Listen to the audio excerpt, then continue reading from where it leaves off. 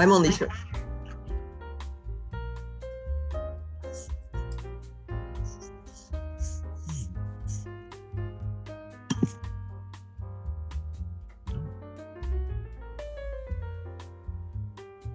Oh, Mag just sent me a message saying that the Zoom looks like it's restricted to UCI people. Will? Yeah, I'll go ahead and take a look at that. He says he's waiting to be allowed to join.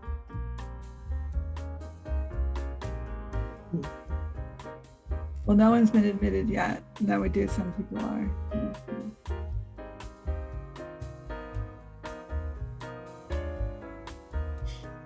Hi, Mac.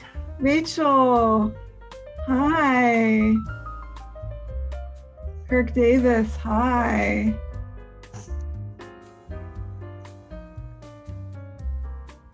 Valentina. Hi.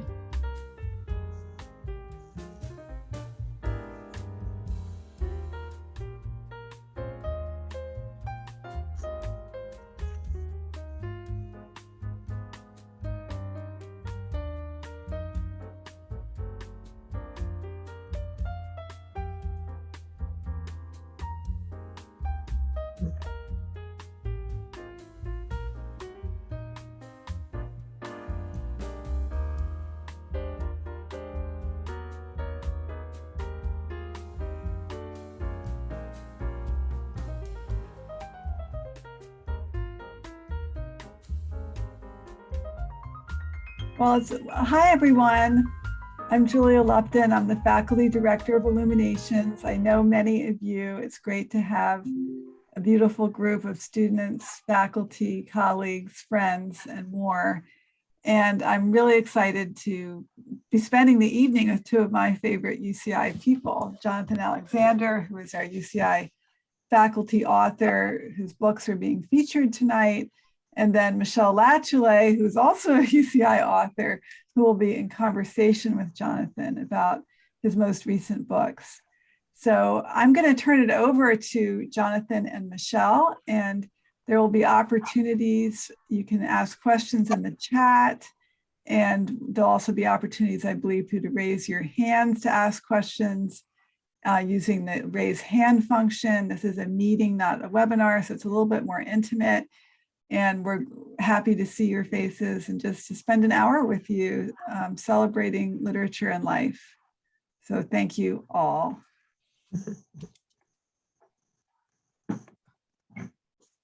Thank you. So I'd like first to express my huge gratitude to Professor Julia Lupton, who has through the years made forums for UC Irvine's own writers for both what we call victory laps for our alumni from the programs in writing and for our own professors. These might to most seem like obvious opportunities, and yet as one chair told me a few years ago, if we celebrate one of our own, then he'd have to celebrate all of our own who had had a book published. I'm so happy that finally, we are able to celebrate the writing of Jonathan Alexandar, Creep having been issued too many years ago now, 2017.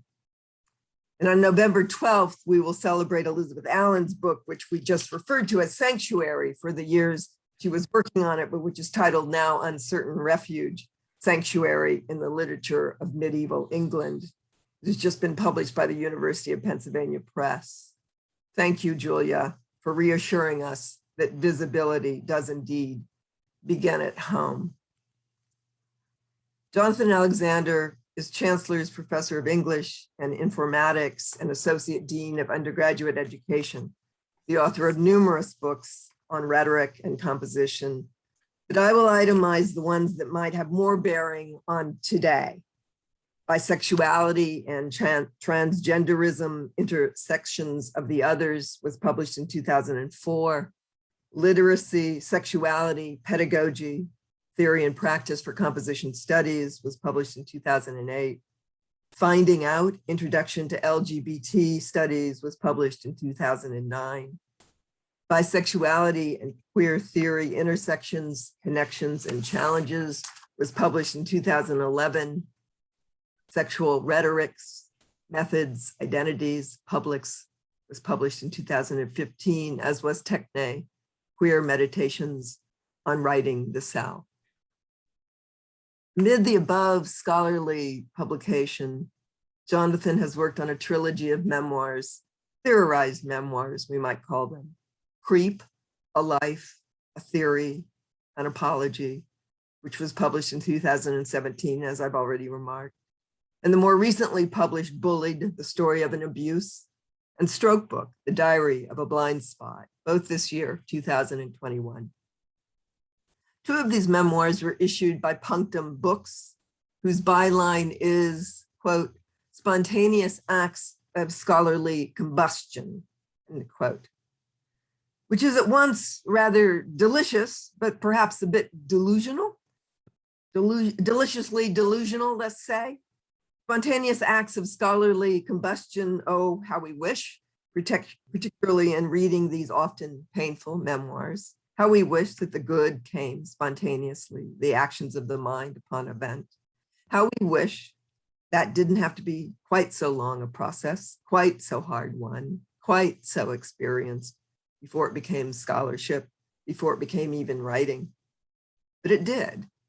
And the tremendous authority of a life stands behind and within these three books by Jonathan Alexandar and these three gifts he has given us. Jonathan footnotes often enough the French writer Hervé Guibert references to The Friend Who Did Not Save My Life, a book I don't know. But I do know Guibert's Fou de Vincent, or in English, Crazy for Vincent, in which he writes, quote, "I am, as always in writing, at once the scientist and the rat he disembowels for research." I've chosen some passages for Jonathan to read, and not particularly easy passages either. We'll all have questions for him, and please pose them as we go along, put them in the chat or in the cat lounging along the bottom, its tail waving. But before we hear some passages from the memoirs, I wondered if Jonathan might talk a bit about being at once the scientist and the rat. And though beagles and giant squids are probably used for research just as much as rats, rat is quite specifically chosen here by Guibert, as are the words chosen by Jonathan: creep, pervert, and many others. So Jonathan, was there someone or perhaps some writer who set you back from yourself and your fears far enough that you could actually look, disembowel, not to put too fine a point on it? There are a lot of writers listening, and we often need much more than talent or skill. We need a kind of metal not easily found and very often seriously punished. I know you're friends with Samuel Delany, and so others. I mean, who gave you the safety of distance and the courage of the knife? Thought we'd start there. Oh, thank you. First, thank you, Michelle, for agreeing to interlocute with me, and of course, thank you to Julia and Illuminations for hosting these events. You've already mentioned Hervé Guibert, who is someone I've been following for a few decades now in his posthumous life, and I'm so glad that his works, and many more of his works, are finally being translated in English, and so many amazing experiments in self-dissection are available to us. He certainly has been with me for a long time.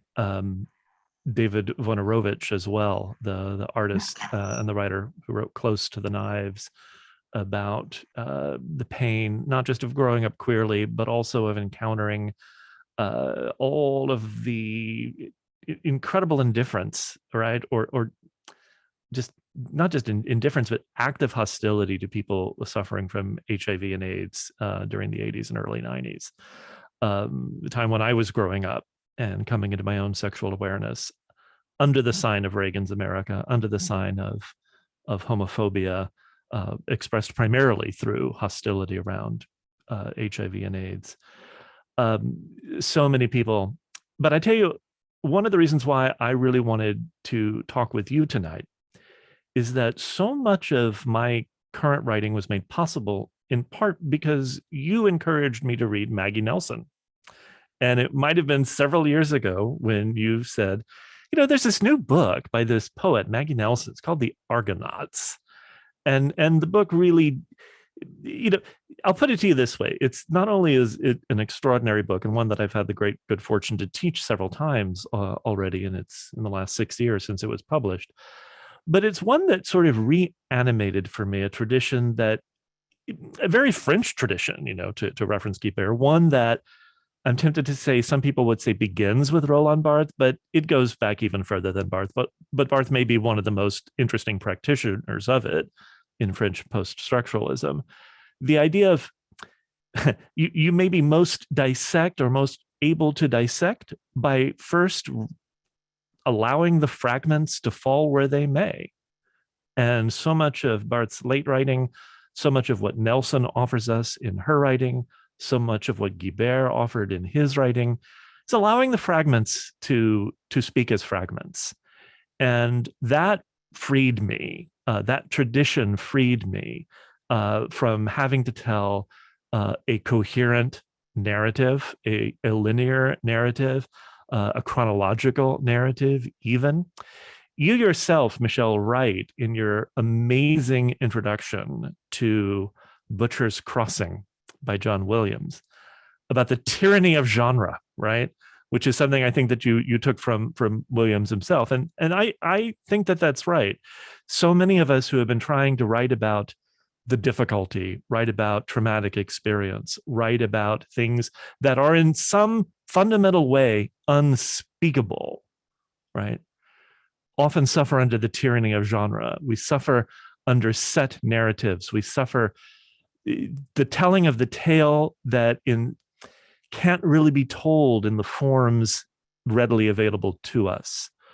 So this fragmented, this tradition of the fragment that Barthes gives us, that Nelson gives us, that Guibert gives us, really allowed me in my own writing to come at the unspeakable in just bits and pieces, in small ways, to if I can play with myself, to creep up on it. Oh, I think someone's muted. Sorry. I think Julia muted me, So that answer went in many different directions. And I certainly didn't expect to be mentioned in that response at all. So thank you. That's very generous of you. But absolutely. And I was wondering with the Guibert too, it's also the Europeans have no issue with an intellectual project being front and center. And so much American writing insists that somehow the intellectual project be somehow not there or not be in evidence. It does seem to me that you took some license there. But my question was really, you're particularly brave about the physical body and about the appetites of the physical body and desire. And I just find it quite striking how brave you are. And I was just wondering at times, because I think you are under an added burden of the disapprobation of an entire culture, right? So where do you find the mettle to just, come out from under that and say, my desires are not pathological? I don't think I've come out from under that burden quite yet. Quite yet, but I mean, but in the writing, anyway, so that's where I was. Yeah, no, it's a great question. I mean, after a while, part of it is getting older, right? I mean, almost all of these books, my whole turn to creative nonfiction really takes off as I approached 50, and now I'm into my 50s. And after a certain point, you're like, well, if I'm not going to do this now, if I'm not going to talk about the things that are really important to me now, I'm never going to do it. So there definitely is the pressure that one feels inside to finally just get on with it. But there's also, I think, a lovely tradition within queer writing, and there are some amazing queer writers who are participating in the event tonight. I mean, I've been inspired by the work of Matilda Sycamore Bernstein, who just gives us so much in a queer tradition that is really about being I don't want to say just not just honest, but recognizing that if we don't pay attention to the body, we are losing out on ways of knowing ourselves and each other, also ways of knowing the deep implantation of our culture's ideologies into our skin, into our flesh. So for me, writing not just within a queer tradition, but also kind of writing within a tradition that values the body as a way of knowing, I feel it's incumbent upon me as a thinker, as a writer, to go through the body in order to know what can be known, to know what my mind maybe can't even grasp, if that makes sense. Absolutely. I think Rebecca Sachs, who said very, very clearly recently in writing sex or intimacy, write what it feels like. Don't write about it. Write what it feels like, and it's like that distinction is very important, Yeah. It's part of, I was really gratified that some of the reviewers of Stroke Book referred to it as a text of phenomenology. And I'm grateful to our colleague, Rajna Gopalan Radhakrishnan, and everything that he has taught me about what one knows through the body, what one knows phenomenologically in meditating on our experience and allowing ourselves to feel through the body. Right. Well, and as a woman, I hear it differently too. So I think that's been such a huge discount. It's a feminist tradition, right? Yeah, so, there's no doubt. Yeah. So let me just comment on one more thing in you writing these memoirs, and that is the license to constellate. And to, I often beg people writing things, don't sit there and referee it. You don't even know what game it's playing yet. Stop refereeing it. Just write it. Yeah. You don't need to know what it is. And I always make this joke. Truman Capote was not sitting there going, I'm writing true crime. I'm writing true crime. He was writing, In Cold Blood. He was not writing a genre, Yeah. So, but that license to constellate and to actually find a form that accommodates the way your mind and your body works is so important, it seems. It is. And, maybe one of the reasons why I'm coming to this a little bit later in life than other writers might is that it took me a long time to allow myself to play, right? To play with the writing, to allow it to, as you say, constellate, to allow the fragments to just fall where they might. And as you know, we hear all of these wonderful stories about writers. I mean, I grew up, as a kid, being taught all about Eudora Welty and how Welty would sit with a great Southern writer, right? Who should sit with scissors and paste, and she would cut up her paragraphs and then constantly rearrange them. And any story might be a reconstellation of numerous paragraphs having been moved around numerous times. And I'm sorry to say it took me 40 years to realize that that's actually a really good idea. I could do it in my scholarly writing to an extent, but it took me a while to allow myself to feel that I could really play and experience writing as that form of deep embodied play. So, did you feel that you learned how to listen to yourself too? To listen to the writing? Yes. Yeah. I have for decades taught writing as a mode of inquiry, right? Not just as a form of communication. I don't know about you. I rarely have an idea and then want to communicate it. I most often have ideas in the process of talking with people, right? And so it's a very dialogic way of, I'm committed to a dialogic process of generating knowledge. And so for me, I just had to allow myself to say that I could do that. I could not only generate scholarly ideas, I could generate knowledge about myself by seeing where the writing would take me, and beginning first with something for me that seems almost counterintuitive, but also seems very right, that you begin to write because you don't know, not because you have something to say. I begin to write because I don't know. And I'm curious to know where the writing will take me. If I began any of these books with a sense of, knowing where they would wind up, I don't think I ever would have finished them. Well, I do find that oftentimes keen scholars have trouble not taking an entire intellectual tradition with them, or using that as a resource, when in fact that's really not the resource for certain kinds of writing. Yeah, that's right. Let's get you to read a little. You've changed my order around a little bit, but how about I thought maybe you would read from Bullied, the top of page 22 to the middle of page 23. That was my first. Yeah. But I was also thinking maybe a different way in, since we're changing the order here, is at the beginning of part 3 of Bullied, you have an exchange with a colleague. Yeah. He had read Creep. Yeah. And he is struck, quote, first and forcefully by what he called your overgrowth. Yeah. What on earth is that?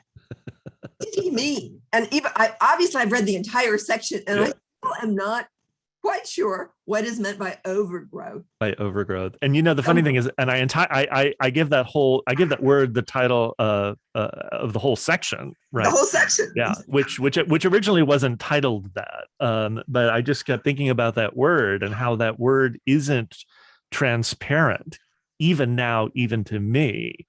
And so I'm intrigued by it. So that I'm a memoirist, so I'll go ahead and say that friend, that colleague is Jack Miles, who has been so supportive of my writing and creative nonfiction, and a dear friend. What's interesting about that conversation, Michelle, is that when he read Creep, and then we went to lunch and talked about it, and I'm recounting that conversation in Bullied, he said, you're right. Your writing isn't as sexual as I was expecting it to be. So he actually had, about that first book, the sort of inverse comment that you might have had, although you didn't say sexual. He was expecting that a gay or queer identified author would be much more explicit about sexual coming of age, or kind of sexual experimentation or something. And in Creep, I'm a little more reticent. I'm a little less reticent maybe in Bullied. And in part, there are many reasons for that. But maybe we can talk a little bit about that if we actually get to the part of Creep that you would like me to read in a little bit. But the conversation was interesting in part because he kept talking about the overgrowth, that I don't talk enough about the overgrowth. And not that was a criticism, but that he was wondering where the overgrowth came from and why I wasn't accounting for it. He said, I often accounted for deficit. Here are all the things that have been difficult. Here are all the traumatic things. Here are the things that could have held me back. But then here I am, also 50, well into a professorship, have published numerous books, have a very stable life, loving partner and a husband, many friends. There's a sort of that's what he was referring to as overgrowth, all of these things. And instead of focusing on that, I was choosing to focus on the bits and pieces of damage. And I think that's a really good question, and one that I don't know that I could answer when I was writing Creep. One I think I tried to do a better job of answering in Stroke Book. Just like, why do we hold on to the bits and pieces of damage? Is it a choice to even hold on to them? And why are they the things that seem to persist despite the overgrowth, when you can look at everything? And because generally I look at my life and I think, wow, my life is perfect, even when it's not. I have a tremendously privileged, fortunate life. And yet all the things I write about are really dark.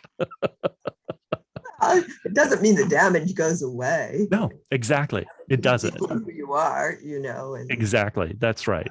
And I've been thinking a lot about the philosopher Catherine Malibu, and her thinking about plasticity and destructiveness, that if we understand ourselves as plastic, able to bend, there's always a moment at which we are capable of breaking. Plastic can be broken, but even more interestingly, before we're broken, we can be really damaged, and you don't undo that damage, right? We can be bent, and that bending recharacterizes what we are to the point where we can't go back to a before. I think all of us are experiencing this as part of the pandemic, right? We're not going to go back to a before. So how do we learn to live with the woundedness, not just of this time, but also for those of us who have been traumatized either through sexual abuse or through any number of other ways in which humans scar each other? How do we live with that damaged plasticity before we break finally? You do write yourself into you learn to love the pain. Yeah. And I'm going to keep us at the degree of pain of your writing, because pandemic doesn't stand a chance. Okay.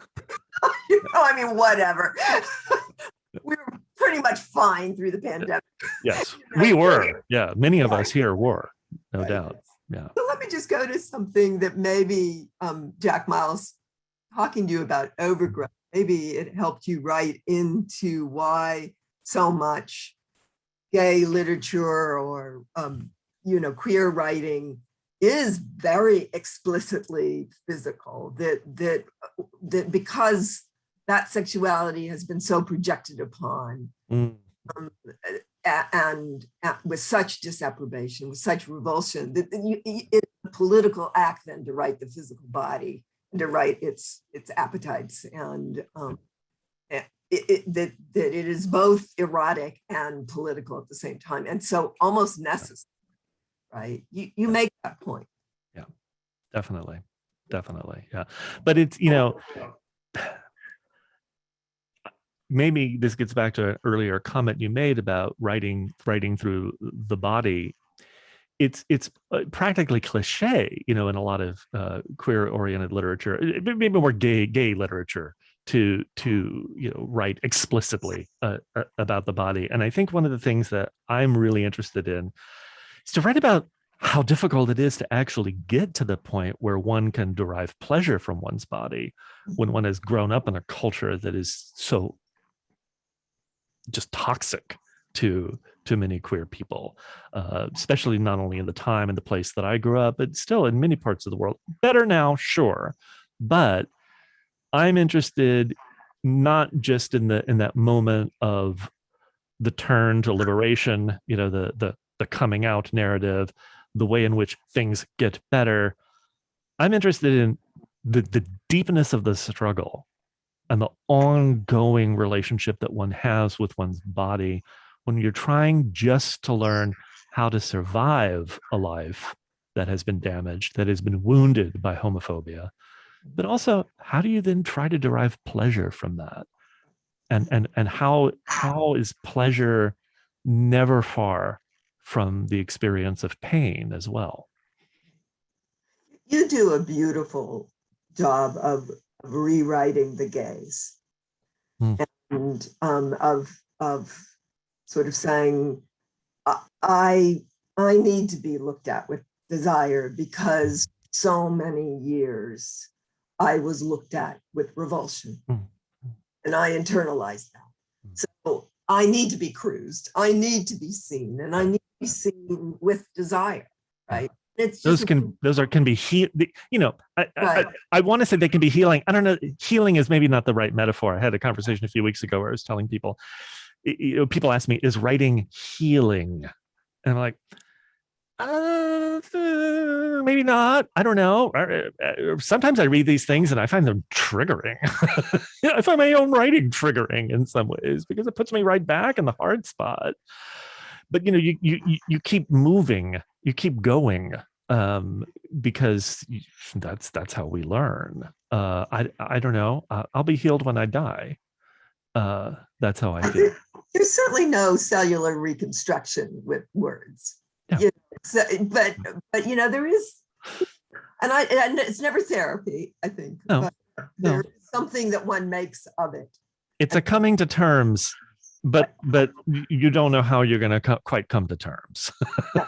And I think one surprises oneself if is really listening, and really paying attention, and is really willing to sort of say, "Yikes! Did I just think that?" Right. Right. And Michelle, to keep that on the page. Keep it on the page. And to keep that on the page. Right. That's right. That's I find you, remarkably, unflinching that way. So, shall I read something? Sure. We're just chatting away. Yeah, I love it. Yeah, so I'm sorry I started with that over because I'm still a little after lunch on that. So I was wondering if you would read top of page 22 to the middle of page 23. That's in the manuscript. Of bullied? A bullied, right. Yeah, definitely. All right, let's see if I can trigger myself. Here's a reality. I'm sitting with my mother and father just days before I'm to be married. I'm 25. I have finished work on my PhD in comparative literature. Part of me is looking forward to starting my life, starting a life, a kind of life that I think I should have, that I think I should want. I'm sitting with my mother and father, talking about the upcoming ceremony, and I start crying, then sobbing. I'm sobbing. They want to know what's wrong. It isn't a question anymore, but a statement. They're not asking what's wrong. They are saying something is wrong. And I can identify what actually is wrong. But my father beats me to the punch. My father, who otherwise took next to no interest in me, the man who likely didn't even want me to be born, who actually suspected that I might not be his own child because he didn't want me that much. He thinks he knows what's wrong. I think I know what it is. You're a homosexual. I'm writing this sitting in a coffee shop, tapping away on my laptop, writing, and looking up to check out the cute barista, the boy who doesn't mind flirting a little bit, the college kid at the school down the road today wearing cute little densely patterned socks, sneaking out beneath the rolled ankle cuffs of his jeans. I've never seen him without his jaunty baseball cap. I wonder what his hair is like, his black hair. My uncle had black hair. I returned to my father, the man who didn't want me, offering me one of the truths of my life. You are a homosexual.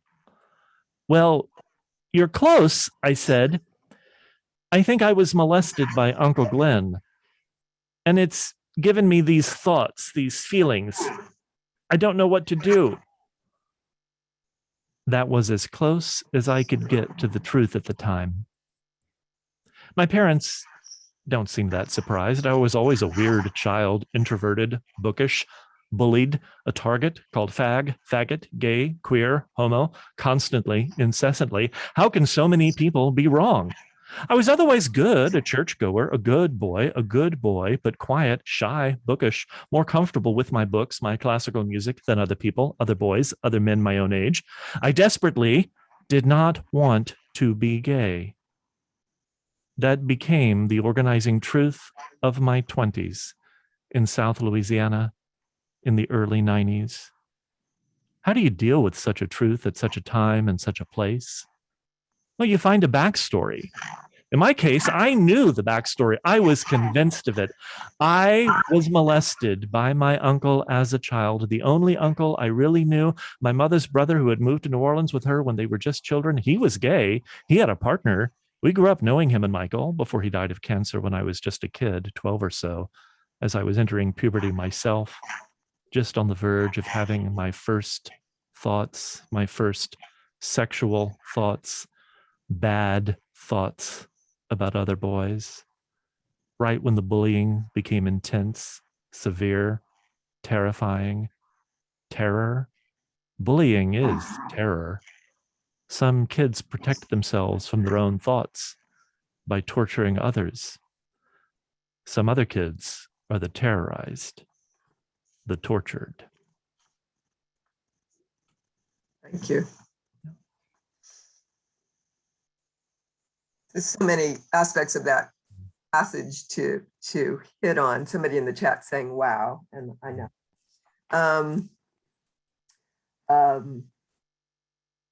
in bullet, one of the aspects I very much admire is the writing about your first marriage. You quietly refuse this notion that the marriage was somehow a sham, right. That you were in the closet. Right. I love that. People are complex and multitudinous, and lives are long, and people are many different things within that long life. Right.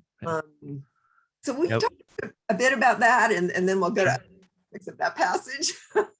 No, absolutely. I mean, it's so interesting because we talked earlier about, right, the genres, the tyranny of genres, and definitely one of the narratives that I've had to work against a lot is this notion of, oh, well, you were married before your husband, you were to a woman, and the question, did she know? Like, well, yeah, we kind of had a crush on the same guy at the restaurant we worked at. Yeah. I mean, it wasn't a huge shock to her, I mean, we fell in love like people do. We were young. We both needed to get out of Louisiana, and we helped each other get out of Louisiana. It's what we did. It's how we helped one another. And we had the good sense to leave one another as an act of love when that relationship needed to change, and we needed to be able to build lives with other people. So is that a sham? No, that relationship saved my life, and I like to think it saved her life too. And what greater gift to be able to give someone than to experience pain, to experience a kind of suffering, but also to experience the ability to help one another and help one another out of a situation and into the rest of your life. That's deep love. And so part of how part of the writing, is resisting these ready-made narratives that are given to us about the kinds of lives we have, when in fact our lives are, I don't know.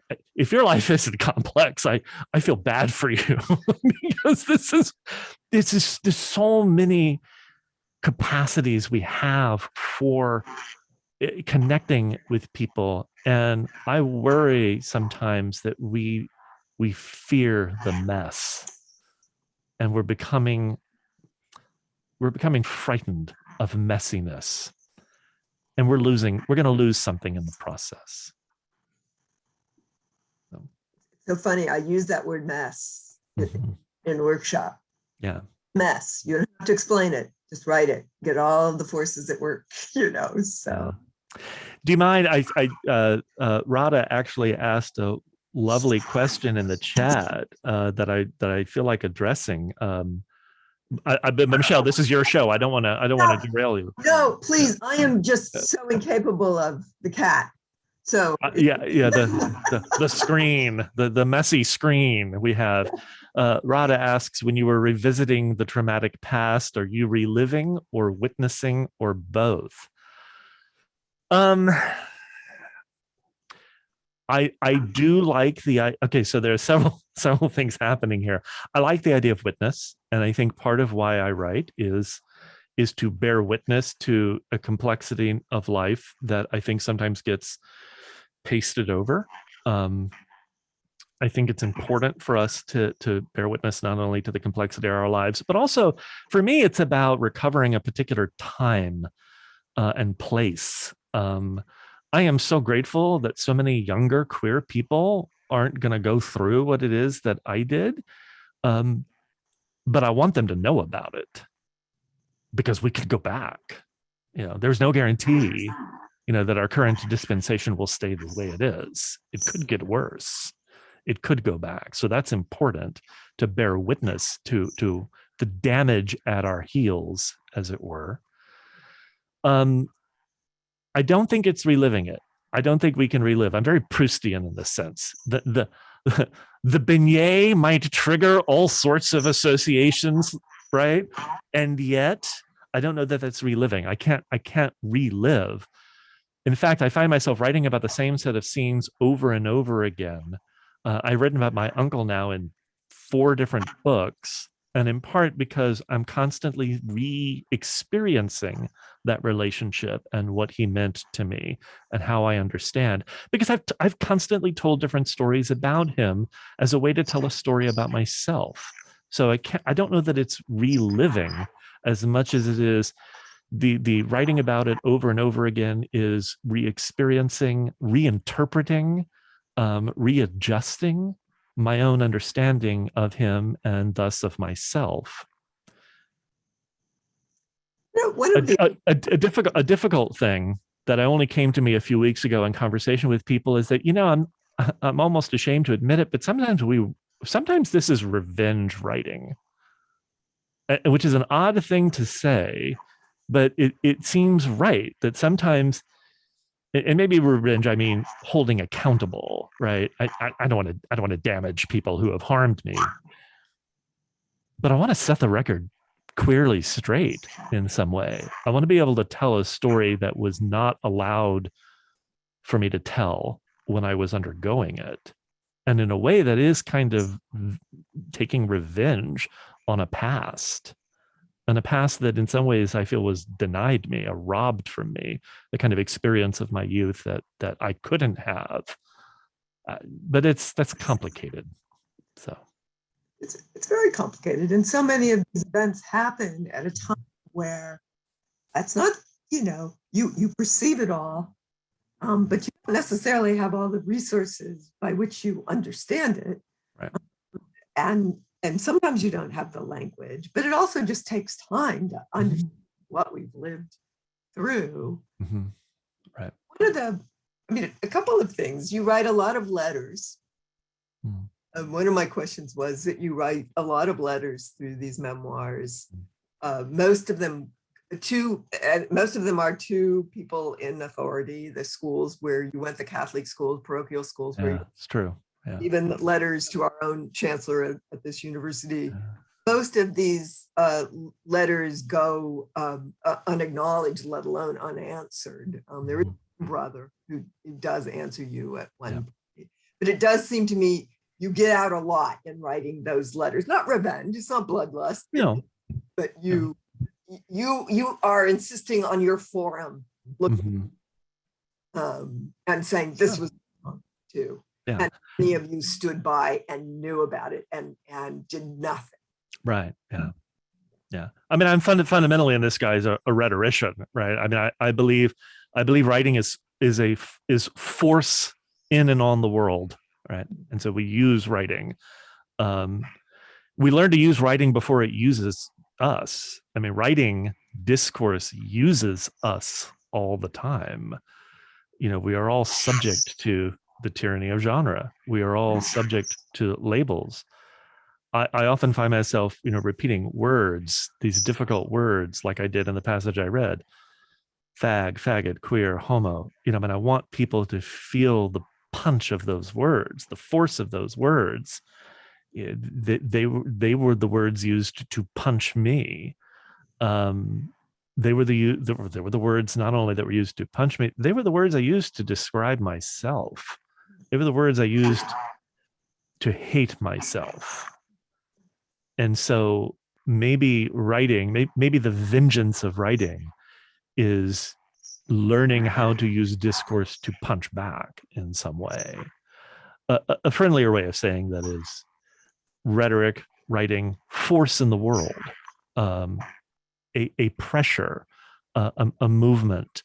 And we can only ever learn to flow with it. I don't think any of us can control it, but we learn to flow with it. And I'm trying to learn to flow with some of the words that come to me, some of the words I've been given, and also some of the words that I'm trying to learn how to use a little bit differently so that I can wake up tomorrow and start again, Michelle. Well, you're alchemical in your ability to reinscribe language at the same time as maintaining its initial toxicity. That's really alchemical on your part. Thank you. Yeah. Job of that. Yeah.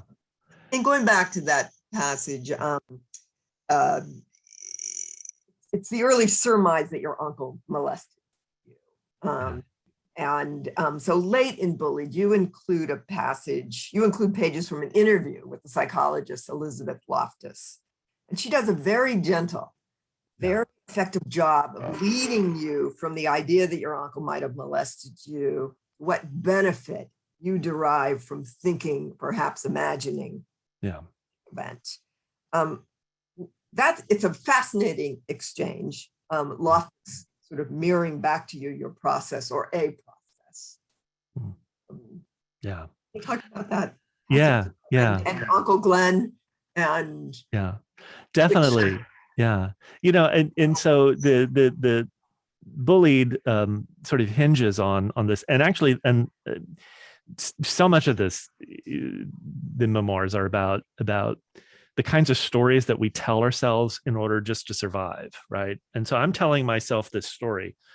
I'm having these feelings. I'm having these feelings that I might be queer because I was molested. I was molested by this gay uncle, and he provides an obvious backstory for me, or a ready-made backstory for me, right? Because he's dead, and so I can tell this story. And by the way, it's the early 90s, and there are all of these discourses circulating in the culture about traumatic memory, repressed memory, recovered memory. So the kinds of discourses that somebody like Elizabeth Loftus has spent much of her life, trying to debunk or at least question. And so how fortunate that I, had her on campus, that I could actually sit down and talk with her about this, because it took me a long time to realize I don't have a memory of being abused by my uncle. And that very likely what I did was allow homophobic pressure to convince me that this is a story I could tell, so I did not have to take responsibility for my own desires, so that I could excuse myself, so that I could ask other people to excuse me, since I'm damaged by abuse. And what Bullied tries to do is, if Creep, the earlier book, is about the internalized version of that, right? It's like how I came to understand my own self as creepy through that mechanism of allowing this backstory to emerge.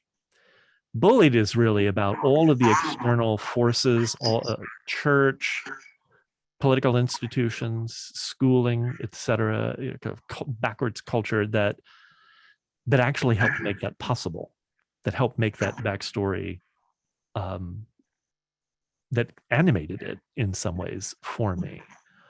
So I really think of the two books as forms of analysis, internal analysis, and then a sort of sociological analysis. And the conversation with Elizabeth was lovely, in that I don't always agree with her that repressed memories are necessarily, well, number one, that memories can't necessarily be repressed, or that bad things don't necessarily happen to people.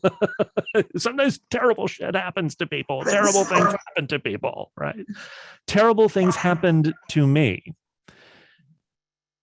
I was just telling the wrong story about the terrible things, and I had to learn how to tell what I believe is the better story, is the, I won't call it better, is the truer, the more honest story, maybe the story that I hope will actually help other people, if they're able to read these books. So did I get what you're thinking about? Well, she's very gentle with. She is, yeah, definitely. This is not what leads to being gay, right? Well, but also very, very few people forget. Mm-hmm. It's not actually our usual physiological or psychological response to trauma, but so but but I also think you loved your uncle. He was the one that was openly gay in his life, and his partner Michael. Mm-hmm. So it's just another place where I think you're amazingly unguarded in ability to just meet up with your own process. Thank you. Yeah. Yeah. That was a powerful relationship. And you know, in other venues, I write about how I wonder what my life would have been like if he had survived, right? If he had survived cancer, if he could have been a sort of surrogate gay father for me in some way. You know, it's Mentor. I yeah, mean, yeah, he had been in a long relationship Yeah, with. yeah. Anyway, it's well, I know we're running. So should Yeah. we read a little from Stroke book? Okay, very, very quickly, if Julia will allow it. So, Okay. Well, are there other I mean, maybe there's questions there that we have 10 minutes by my yeah, work. yeah. And let's definitely hear a little bit from Stroke Book. And Jonathan, maybe just Yeah, a let me minute about what Stroke Book is. Yeah, so Stroke Book is sort of the unexpected book. Not this is not the book I was anticipating on writing. I The wrote Bullied unexpected stroke.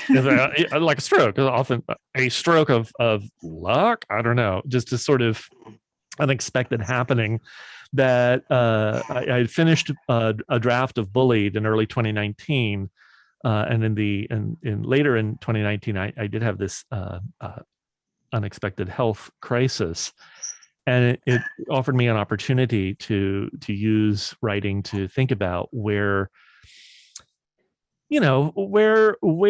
do a lifetime of certain kinds of habits, maybe eating the wrong kinds of foods as a form of self-soothing, maybe not exercising as much as I could have. What are the kinds of ways in which our own habits are shaped by experiences, by trauma, and how do they become manifest in these moments? So queers are often, where I grew up, AIDS was definitely God's punishment for homosexuals. And so it was very hard for me when my stroke happened for me not to imagine I'm somehow being punished. I've somehow deserved this. And the difficulty is that, well, some of my habits were not necessarily great. But where do they come from? What is the longer genealogy of how one imagines, how one lives, how one practices a life? And so I try to connect these dots. So I'll read just quickly from a passage in that book. Patient is a gay man. This fact doesn't appear on any of the documentation, but I write it out anyway as though a part of the case study. At first, this will not seem a particularly relevant part of the story. Not one of the various doctors the patient sees seems to care that his partner, the man who is accompanying him, asking questions, staying the night, is in fact a man, not a woman, a man. So it can likely easily be assumed that the patient is gay, though no one will ask if he is. It is not deemed relevant. There's at least someone there who can help take care of the patient once he's discharged. The sex of the individual no longer makes any difference. But perhaps it does, secretly, to someone who is helping the patient, such as a doctor or a nurse or an orderly, someone who harbors inside a homophobic thought or a feeling, who internally disapproves, but knows that this disapproval is no longer so widely shared that it can be assumed to be part of a communal value system. Too bad, but that's the way some things go. So whoever this might be just keeps quiet. They will not readily tip their hand. Not right now, perhaps in the past, but not now. But positively, over and beyond these thoughts of bias and secret discrimination, the patient's sexuality doesn't seem important. Other questions are asked: age, health, exercise regimen, diet, medications, medical history, family history, married? Yes, but the sex or gender of the spouse doesn't matter, not explicitly. Unless it does, the patient begins to think. Not immediately, but maybe it will. And in fact, we speak too soon. Evening comes and the nursing staff changes. The large, hunky white nurse, Matt, is rotating off duty, and another one, a chunky white woman, comes in to introduce herself. She updates the whiteboard with her information. She notices that Mac's name is not listed on the board. She asks his name and goes to write it, marking down the word partner to describe his relationship to the patient. No, I'm his husband. Okay, partner, she repeats. No, husband, Mac insists. She pauses. Thoughts twist her face. Okay, yes, I'm going to write husband. Mac doesn't thank her. He can't wait for her to get out. He's wondering if she didn't want to pay attention to him because he's Latino, part Native Mexican. Whites don't always have to listen to those people. Perhaps she sees me and thinks, okay, I'll do this for the white guy. We'll never know. The patient watches all of this and doesn't seem to respond. He's already encountered enough shock today. This bit of haggling is just too much. The icing on the cake that tips you into a diabetic coma. Best for him to ignore it, otherwise it will lodge in his mind, expanding, ballooning, inflicting even further damage than that tiny globule of cholesterol couldn't inflict because it got stopped in the patient's eye. But he'll feel bad about this later. He'll feel he should have spoken up. He'll feel, as the white man in the room, that he should have said something. The patient is a gay man, a white gay man. It matters. It always all matters. Thank you. The power of scene. That voiceover is, you use that through pretty much the entirety of Stroke Book. Yeah, yeah. It also is an interesting device. Yeah, it was an interesting trick that I just sort of, that it kind of happenstanced upon. Yeah. I think in some ways all contemporary sex writing, particularly queer writing, is deeply indebted to sexological research at the end of the 19th century. You know, there's people like Havelock Ellis and others who interviewed wide variety of people and started taking accounts of their sexual lives, their intimate lives, their erotic lives, their dreams, etc. So this is some of our culture's first real expansive documentation around sex and sexuality.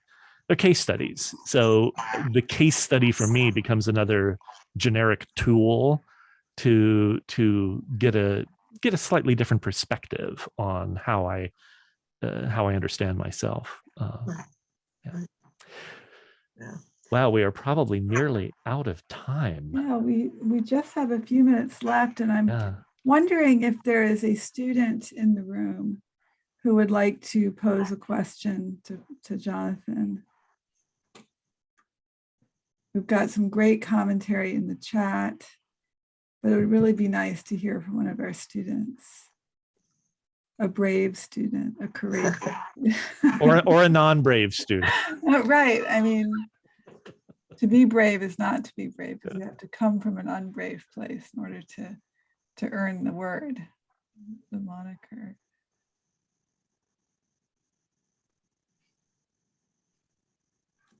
May I just read a quote? Yes. Jonathan Zen with Stroke Book, because it's so succinct. And quote, a pressure that the queer ill contend with is feeling at fault for their condition of having somehow chosen illness as punishment for their queerness, however subconsciously.